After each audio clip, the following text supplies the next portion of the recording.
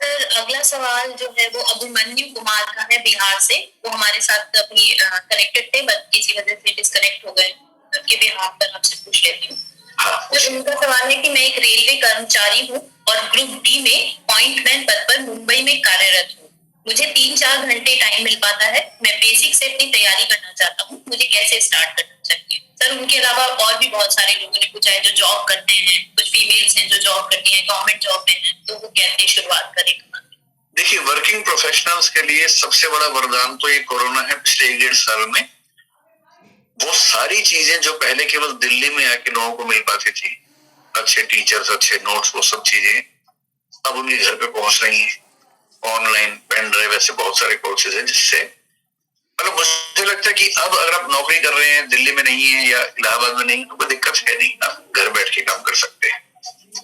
दूसरा, नौकरी करने वालों को दिक्कत है कि टाइम कम मिलता है, तो इसका एक अच्छा तरीका ये है कि आप टाइम थोड़ा सा एक तो एक्स्ट्रा निकालने का प्रयास कीजिए।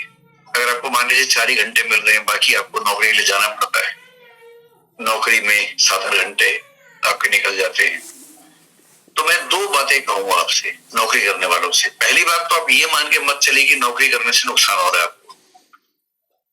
मेरा अनुभव ये है कि नौकरी करने वाले उम्मीदवारों में सफलता का अनुपात नौकरी नहीं करने वालों की तुलना में ज्यादा है।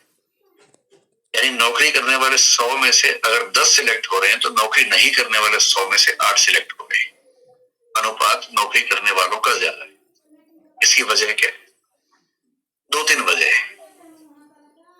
एक वजह तो यह है कि नौकरी करने से उनको जो एक्सपोजर मिलता है, वर्क एक्सपीरियंस होता है, बहुत लोगों से मिलना पड़ता है, बहुत स्थितियों को झेलना पड़ता है, इन सब चीजों को करते करते उनका मैच्योरिटी का लेवल बेहतर हो जाता है।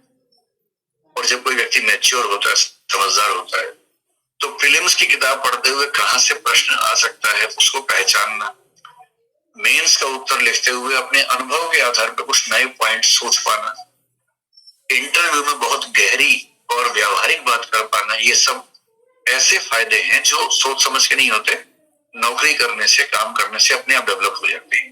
ये बेनिफिट। दूसरा, क्योंकि टाइम कम मिलता है तो टाइम की वैल्यू ज्यादा समझ में आती है। इससे नौकरी करने वाले 6 घंटे पढ़ते हैं तो उनके 6 घंटे नौकरी नहीं करने वालों के 8-9 घंटे के बराबर होते हैं, क्योंकि वो एक एक मिनट का फायदा उठाना जानते हैं। उनको पता है कि टाइम कम है, इसलिए उसका नुकसान बिल्कुल नहीं करते। और जिनके पास जो भी चीज बहुत ज्यादा मात्रा में है, वो उसको वेस्ट करते हैं। आपको पता ही है, ये मनोविज्ञान का सामान्य सा नियम। तो नौकरी करने वाले भी अच्छी खासी सफलता की दर उनकी है, दबाव नहीं लेना है, लेकिन क्योंकि टाइम कम है।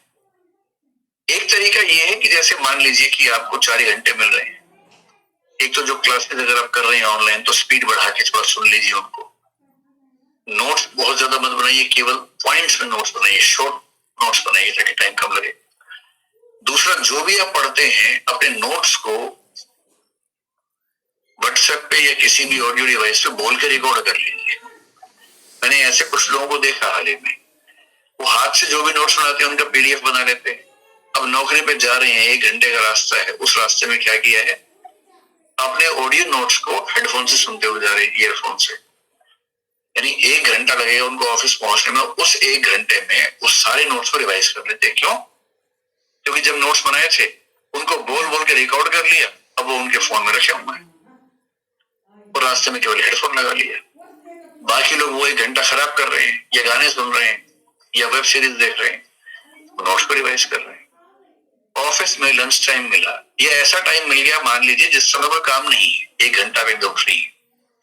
अब उस 1 घंटे में संभव नहीं कि आप किताबें खोल के पढ़ना शुरू करें, नोट्स बनाने शुरू करें, वो संभव नहीं होता।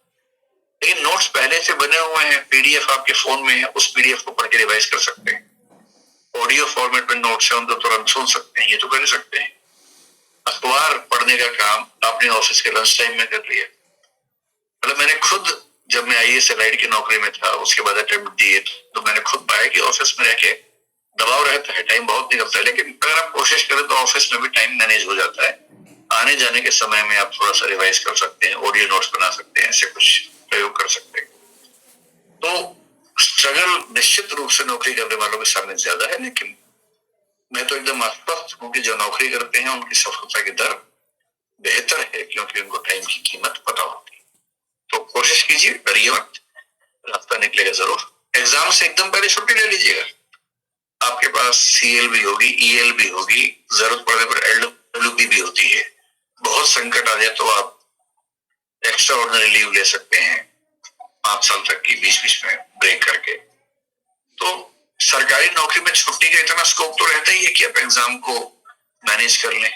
जिस समय आपका एग्जाम तुरंत सिर पे छुट्टी ले लीजिए 2 महीने की, उससे काम चला लीजिए। ये हो गया उत्तर।